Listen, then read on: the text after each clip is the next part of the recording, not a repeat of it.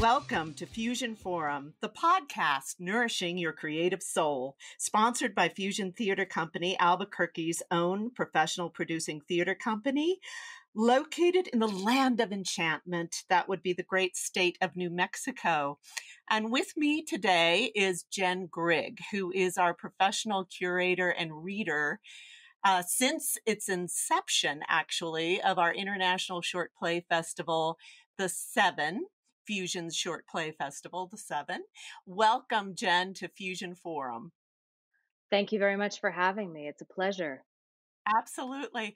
And before we get into the festival and the play reading and your process, as life would have it, you have found yourself in a rather unique situation, but probably not all that unique for some folks. Work had taken you out to the East Coast, specifically the Hamptons. And this was right at the time where New York was really shutting down and getting dicey. So you and your employer made the decision to shelter in place out there. And I know that this is not a necessarily familiar environment for you. How are you finding some moments of solace and anchoring in, if it would be? We are lucky enough to be right on the water, on the beach. So when I can, I have been outside in nature, connecting. And the internet, strangely enough, has been a place of solace. Yeah. I have been able to connect through Zoom to my home yoga studio in Napa and stream with some of my teachers online, which has been wonderful to be part of that community. And Broadway HD Live has been amazing. Good tip. Yeah, good tip. Broadway HD Live. I've also gotten into, great courses as well. And the Metropolitan Opera is also streaming live opera or streaming pre-recordings of operas every night of the week right now for free, which has been great. Fantastic. Yeah. And I think the National Theater in London is doing some free streaming of production as well, which is great. Yeah. So how many years have we been doing the Seven now? What is this? I think it's 15. Oh Laurie. my gosh. I know. Holy moly. I know. How did we get here? How did that time my just go gosh. by? So Right. I mean, this year's theme, which the patrons came up with, is very apropos. You can't make this up. So no, I don't think any of us could make this up. 100%. Every year I feel the theme is so relevant to whatever is going on in the world, either politically or socially. And so the patrons hit the nail on the head with this one. Yeah, definitely. Absolutely. So on average, how many scripts do you get and read for a single festival? I would say probably our average is somewhere in the 500 to 600 range. Our very first year, I think we had a very humble 70 something. It was like 70. Yeah, 77. And then I think we doubled and then tripled. And I think our peak year was almost 900 submissions at one point. So it ebbs and flows, but pretty solid between 500 to 600 is our average. Well, take us through your process a bit. I mean, that's a lot of reading. That's a lot of individual plays. It is a lot of reading. Right. So how do you attack it? How do you tackle it? Right. So a little bit of background is I do read everything completely blind. So everything is submitted to Fusion either via snail mail or online.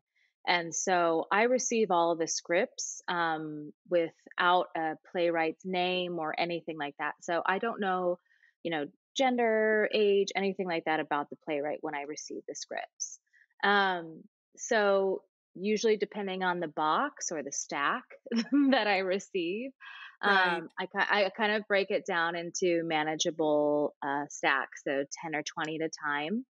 And it just, I do read every script, start to finish. I do honor the playwright. and Right. and then at this point in the game, with how long we've been doing this, I know what that we're trying to design a whole evening of theater. So, Right. as lovely as, we might have seven great comedies or seven great dramas or what it might be, but we're kind of trying to make it a whole melange of all of these different genres. So it's a great evening of theater for our audience as well. Um, Exactly. And so yeah. it seems that every year, you're able to assess a kind of finger on the pulse with playwrights as far as what Mhm. they're interested in, maybe from a socio-political point of view, or maybe even going against what's going on socio-politically, trying to find maybe a way to express other issues, other themes. Have you started reading at all for this year? And are you finding any sort of finger on the pulse? So I did receive my first box here in the Hamptons, and people are, I think, reacting very strongly to kind of the social isolation that's going on. So I do expect, especially this year, that we'll receive a lot more politically charged Right. plays. But playwrights, I think at the core of it, I mean, we're all trying to tell a human story. So I'm looking forward to what everyone is going to be submitting this year. I think playwrights this year will have a lot more time to be at home, as we all will Yes. be. Yes. So they may have a little bit more dedicated time to churn out a couple more submissions that they might have not had an opportunity to in past years. So I'm very hopeful that we'll have more submissions this year than in past years due to that. I hope that all of us staying at home are nurturing our creative side and listening to those voices. So, Exactly. Um, so you worked for or read for the noted Humana Festival. For those of us or in the audience that people that don't know what that is, could you explain what the festival is and how you were involved? yeah, the Humana Festival of New American Plays was started by the Actors Theater of Louisville in Louisville, Kentucky, as a partnership with the insurance company. And basically, they do world premieres on three of their main stages. So it's a rotation festival of longer works.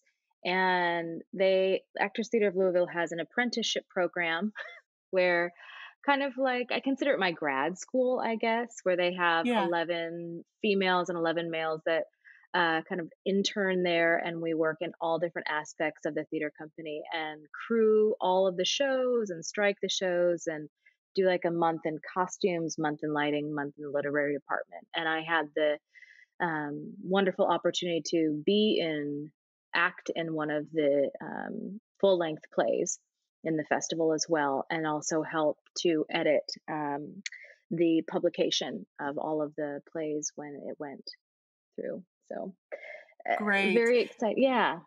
And in some ways that experience inspired you to think of the 7 for fusion as well, bringing that knowledge and expertise to fusion.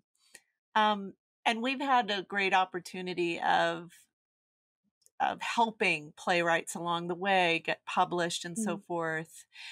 Maybe you could talk about a couple of those playwrights or one of the playwrights.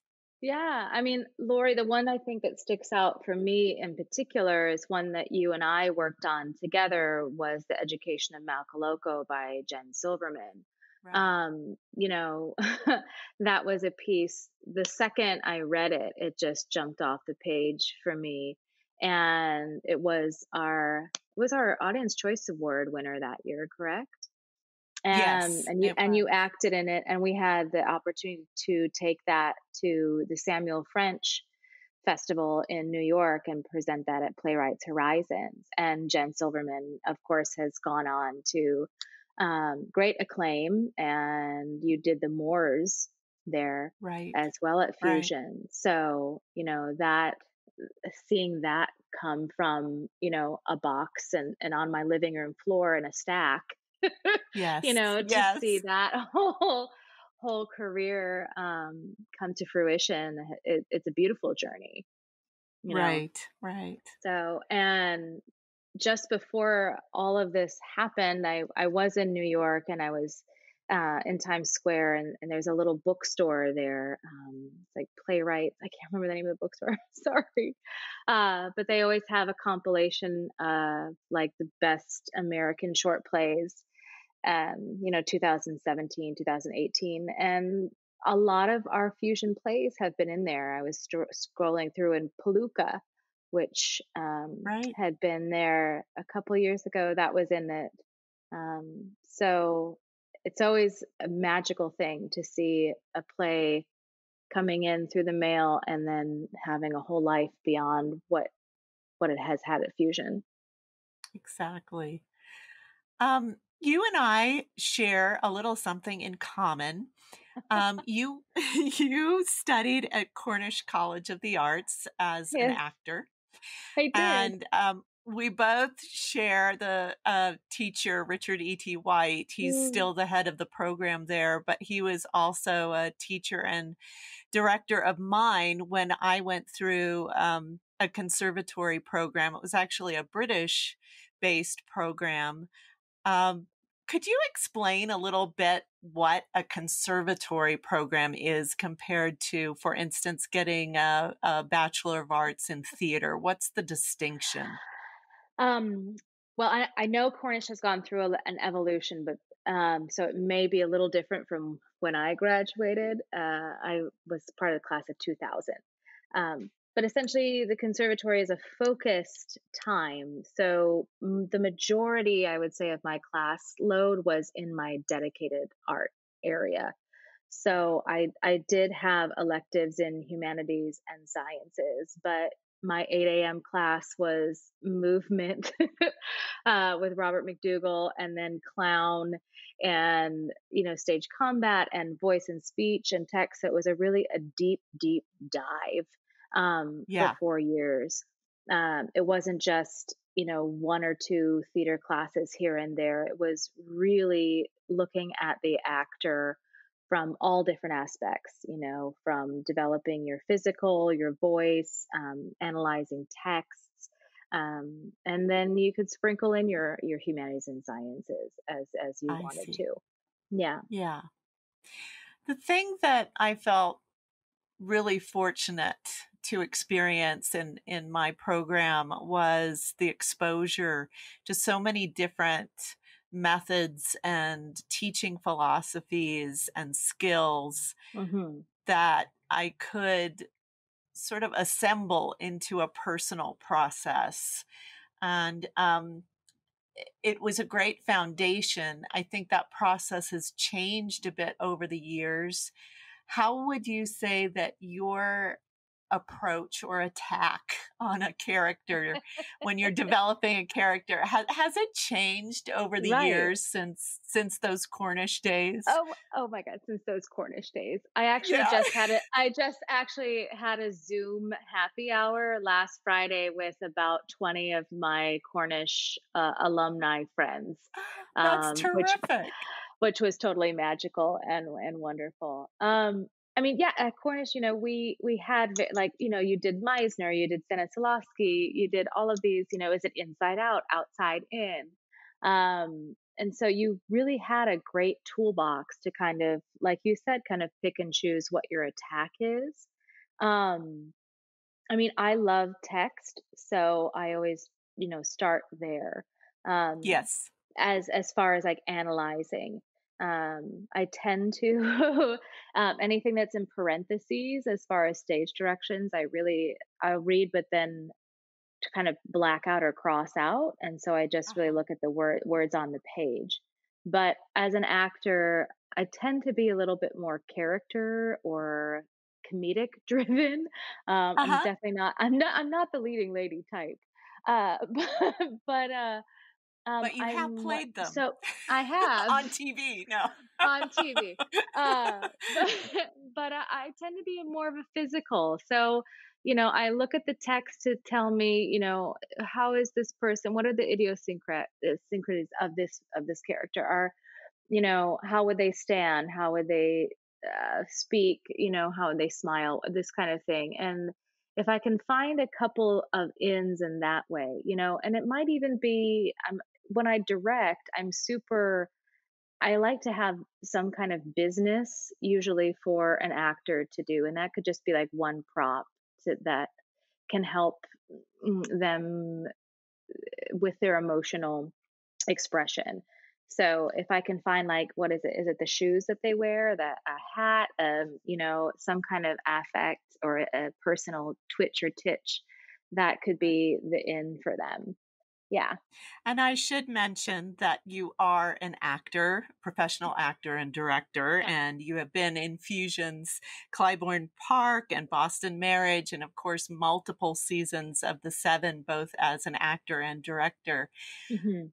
How would you describe your maybe perception or perspective as an actor directing other actors? Um, my goodness. It's a tricky fine line. I feel that actors, you know, uh, we're smart, but we're also very sensitive. So it's a fine line. I like to give actors options when I direct. I mean, as a director, it's a dual line. So I definitely have some vision that I would like to see or I would like to have happen, but I don't want to be a dictator when I direct. I want to have everybody contribute, and that's what I love about theater is that it's a collaboration. That everybody Right. has a little bit that they can bring to the table. That's what makes it so magical. So more suggestions and more options. How about if we try this? And as opposed to, I don't want to give a line reading. I hate that. That's my absolute pet peeve. I'll say, how about you move your hand like this or see what that brings? Or let's listen to this piece of music and see what that imbues. So other ways, other just slight suggestions. Yeah. Right. And another really important part of your life is actually the body work that you do. You're a licensed massage therapist, Yes. and how now do you keep these realms very separate, or do you think these realms of your artistry, as far as acting and directing, and the body work, do they go hand in hand? How do they sort of manifest in your life, and do they nourish one another? Nourish 100%. I mean, sometimes when I'm working with the client, I do think of it almost as if it's a dance between the two of us, or, not choreography, but more like a free form, like some free form, what, hip hop, or I don't know what it is. Right, But yeah, that there's a conversation that's happening there when I'm working with someone, and that's what I think theater is too, is it's a conversation.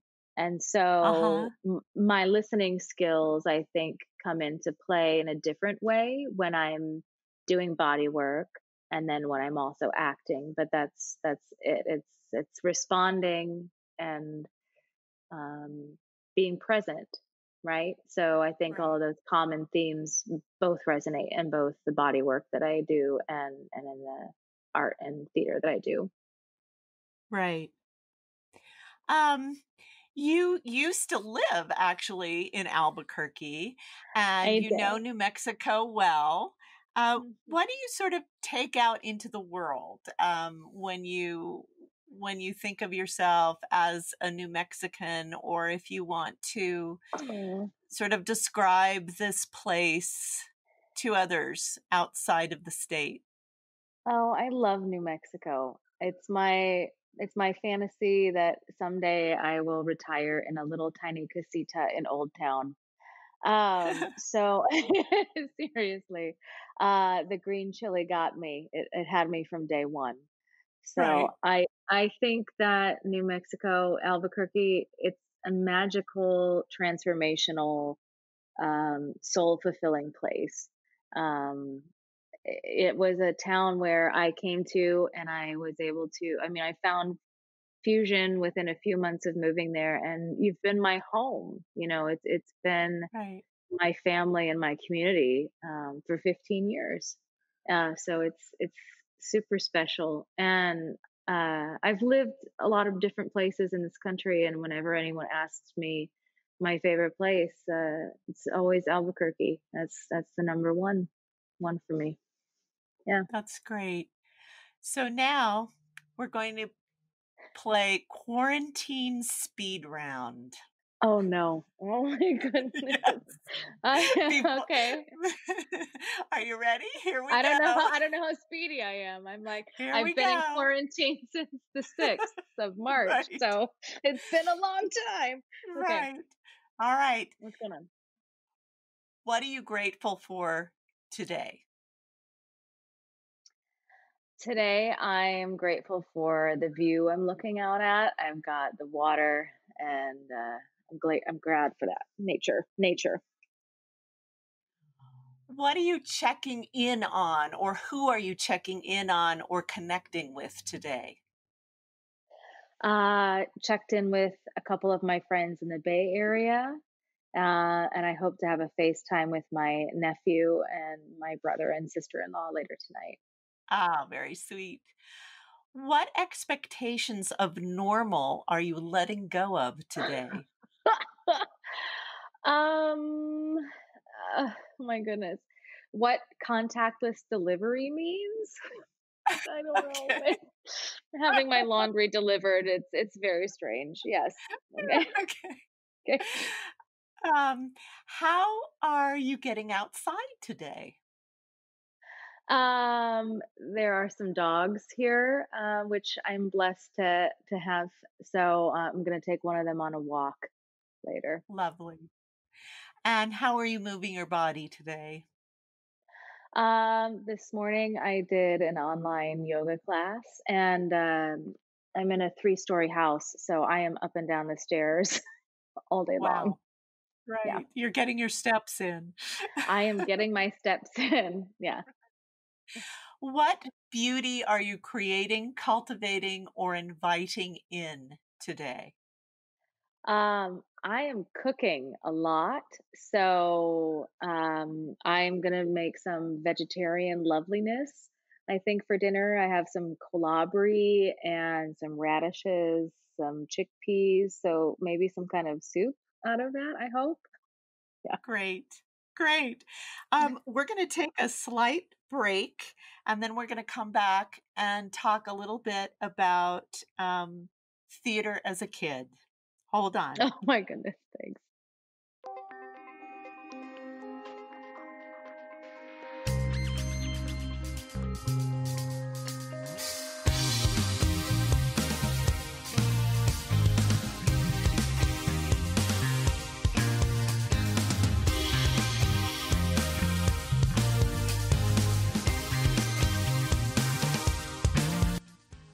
I'm back with Jen Grigg.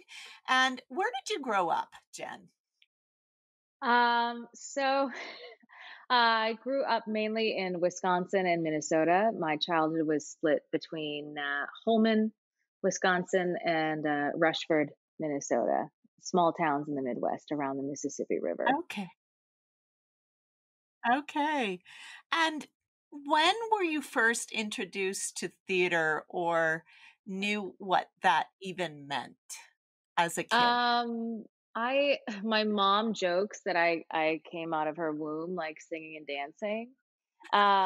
So I think when I was like 3 years old, we had one of those big floor televisions and a VCR, and so I had The Music Man on Uh-huh. VHS, And so I put like a blanket over the TV and had my parents down so I could show them my own choreography to Right. the Music Man. Yeah.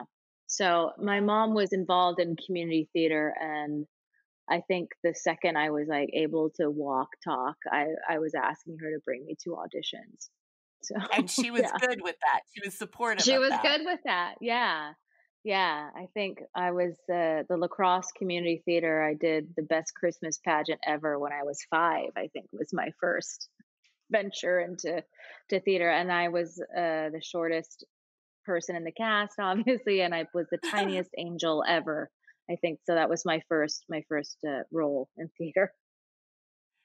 And if you were to speak to maybe a high school senior, for instance, that wants Yeah. to go and pursue theater, but they know it's a hard road ahead, Yeah. what would you say to them as far as following their passion?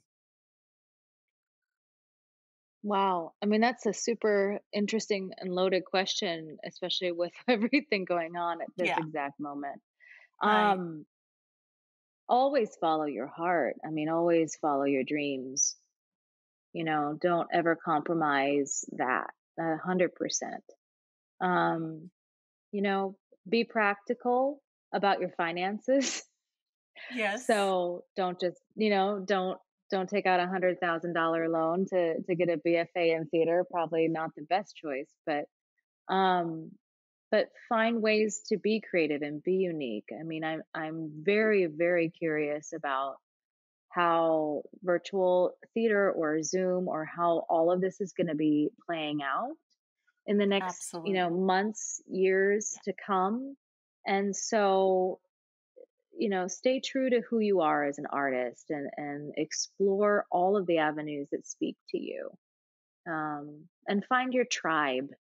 Right. If I would say if you find that you're working, in a school or a theater group or something, and it's just not sitting right, don't ride it out forever. Find the people that really speak to you and nourish you and inspire and challenge you as well, push you to be your best. Terrific. Well, I certainly feel very honored that I found you as a colleague and friend, Yeah. and I'm so happy that Fusion found you as well. And I think that we're sort of tribe now, aren't we? We're 100% tribe. Yeah. Yeah, yeah. So I we wish you great health and stability during this crazy time so that you can tackle the reading of the plays, and I hope it's also rather nourishing for you to be able to do that at this time. Oh my And goodness, it's such a pleasure. Yeah. I want to thank you so much for doing this podcast. Wonderful. Thank you, Lori. Thank you so much, Fusion. It's absolutely my artistic home. So couldn't be more Terrific. more thrilled. All right. Okay. Bye Thank bye. you.